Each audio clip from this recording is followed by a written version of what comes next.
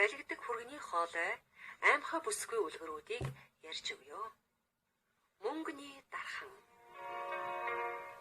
Эртээр дэн загт сүрхий гарын дүйтэй мөнгөний дархан байж гинэ.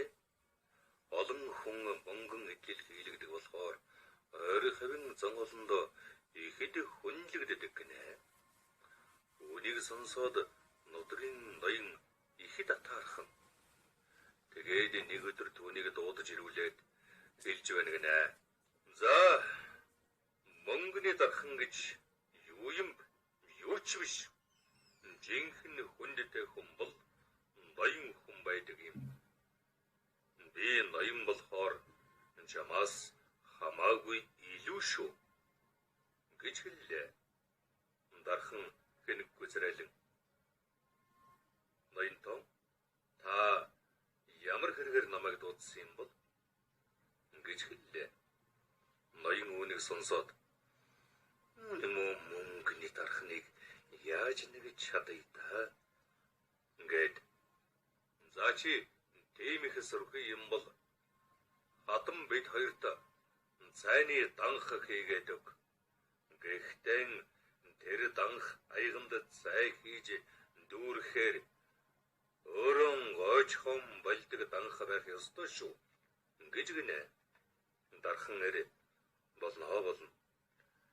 Тийм юм хийж чадахгүй бол мөнгөний дархан гэж хэлэгдээд юу хийх вүлээ гэж гинэ.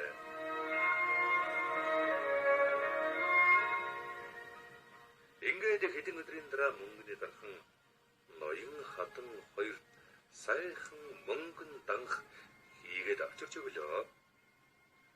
Ноён аягамдан цай хийж үтсэн чинь нөгөө данхан бол тэгээд дуугарч байснаа аяган дүүрхээр эмэгтэй хүний дуугаар ёох гэж дуугараад гойчхон зогсож гиндэ. Хатан аягамдан цай хийж үтсэн чинь бүл гэж гоожоод аяган дүүрхээр эрэгтэй хүний дуугаар ёох гэж дуугараад гойчхон зогсож гинэ. Түүнээс хойш ноён тэр мөнгөний дархныг ихэд хүндэлдэг болсон гэдэг.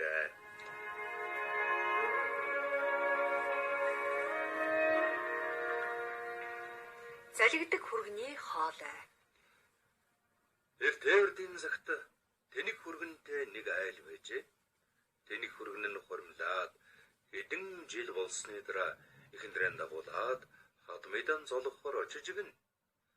Хадам ээж нь хүргэн охин хоёртоо мах чанаж өгчөд айллаа.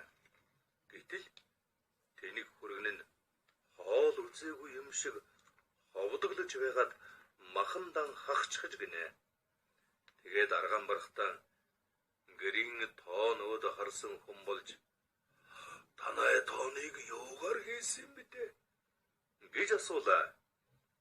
Тэгэлэр нь хадам ээж нь туйлын цэцэн үгтэй хүн байсан болохоор хүргэнийхээ маханд хагсныг мэдээд заг байдэргийн мод залгидаг хүргэний хоолоогоор хийсэн юм аа гэж хэллээ. Дараагийн өдөр нь хадам ээж нь хүргэн охин хоёртоо бууз жигнэж өгчөд айлж гинэ. Тэнэг хүргэн нь бас л ховдглон идэж нэг буузыг бүхлээр нь залгиж байхыг эхнэр нь хараад санаа зовж нөхөрлөвгөн хоёр хуруугаан гоцойлгоод нэг буузыг хоёр хувааж идээ гэж тохилоо. Тэнэг нөхөр нь эхнэрийнхэн дохихыг хараад нэг дор хоёр бууз идэгэж байна гэж ойлгоод хоёр буузыг хосоор нь аваад өмхөд байсан гэдэг.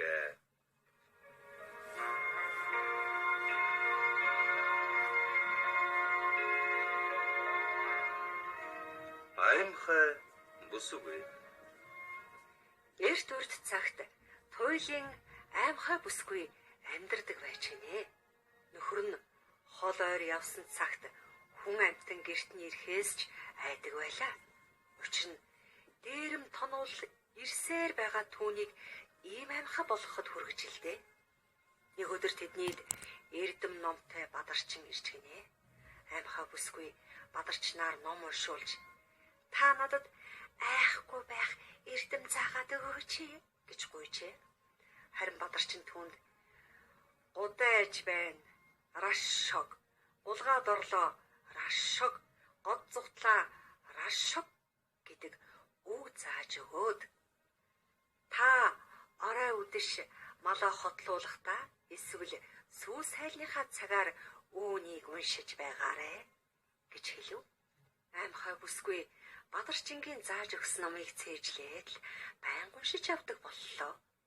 Тэгтэл нэг өдөр нөхөр нь аянд явсны хойгоор хулгайч малыг хулгайлахаар хотны цаана орой болохыг хүлээн нуугдаж хэвтлээ. Үдэш болсон хойно айлын мал хотондоо ирэхэд өнөө хулгайч өндийж харуул айлын бүсгүй хотон дотроо зогсоод удаа ээж байна рашшог гэж хийнэ.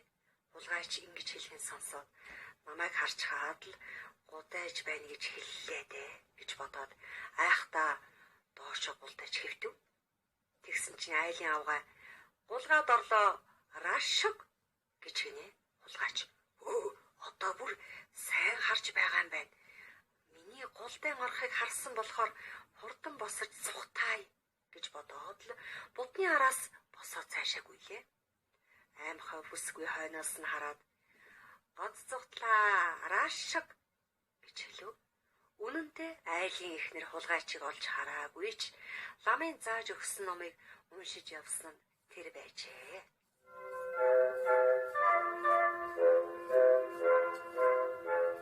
Үлгэрт гардаг биелэл болж үннийг хүссэн санаа нь бүтэж үйлс бүхэн урагштай явж үе түмэн маань баясч байна.